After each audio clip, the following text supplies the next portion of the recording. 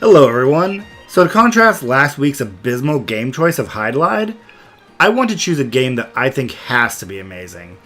And Super Mario 3D World just came out last week. But I'm not here to play that, no. I'm actually interested in its side mode, which was announced in the trailers called Bowser's a Furry. Wait, that's not right. Whatever. The trailer made it look so good that even though I already own 3D World for the Wii U, I had to get it for the Switch mainly for this new mode.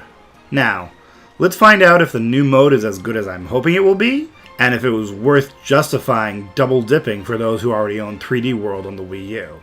I'm Ennis, and this is a quick thought on Bowser's Fury. So starting up the game, we are treated to this cutscene that actually starts out somewhat reminiscent of Super Mario Sunshine, down to this M on the ground that pulls you into another area.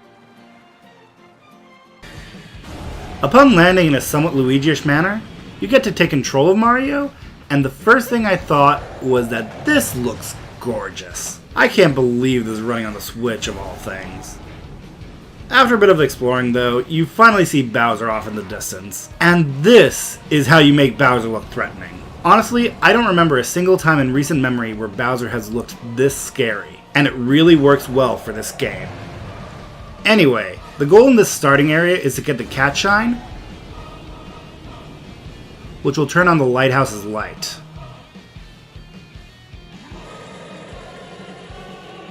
Damaging Bowser and making him go away. At which point, a new area actually rises from the sea.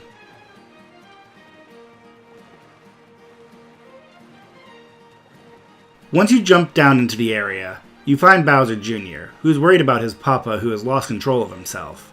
And as such, Mario agrees to team up with him.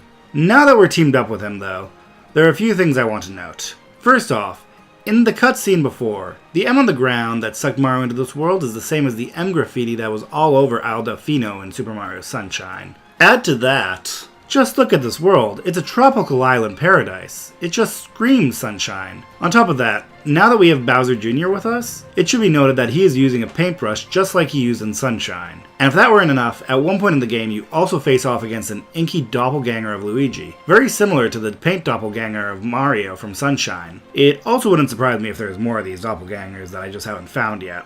Add all of these things up and I'm wondering if it might be that they could be hinting at a Super Mario Sunshine 2 coming down the pipeline.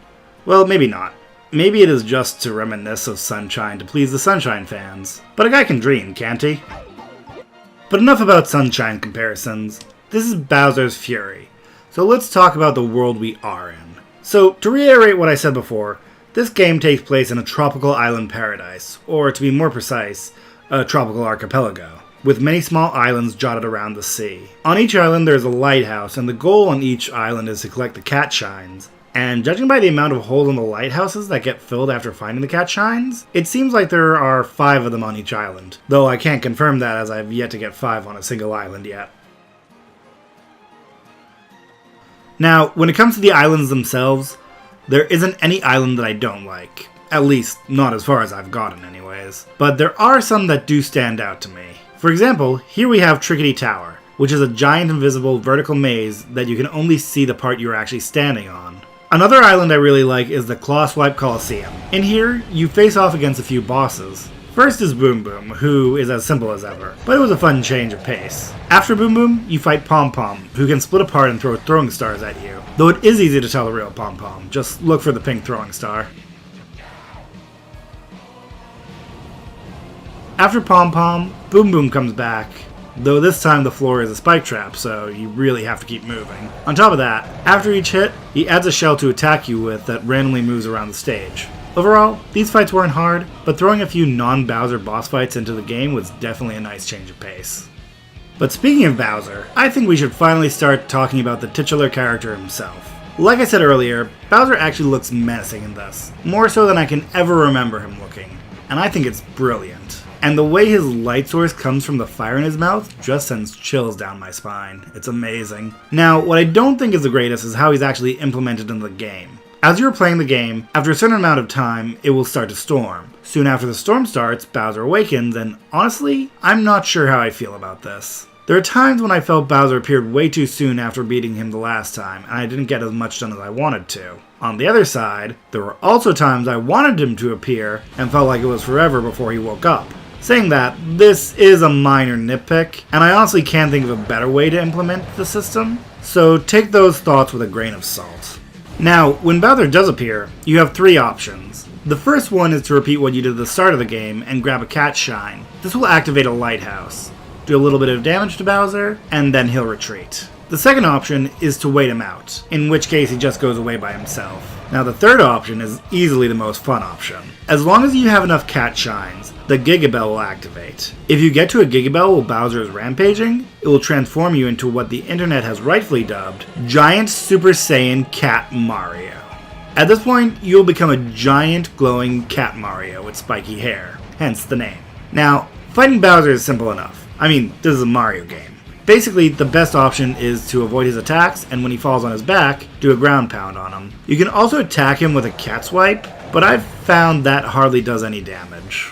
So that is, for the most part, what I wanted to say about Bowser's Fury, for the time being anyways. Before I end off though, I do want to talk about one more thing. After you defeat Bowser, depending on the time you do so, the sludge in the water disappears, and new islands come up. Now, I do want to preface this by saying I've only played 1 hour and 45 minutes, but the last time I defeated Bowser, the entire map was revealed. Now, even looking at the fact that this is the biggest portion of the map yet to be revealed, taking up about the same amount of space as the rest of the map that was already revealed, I still suspect that I would probably be able to beat the game within another 2 hours, unless I decide to 100% the game, which, let's be real, I might just do that. But my point in saying that is this game feels shorter than it should, although in all fairness, it is a side mode.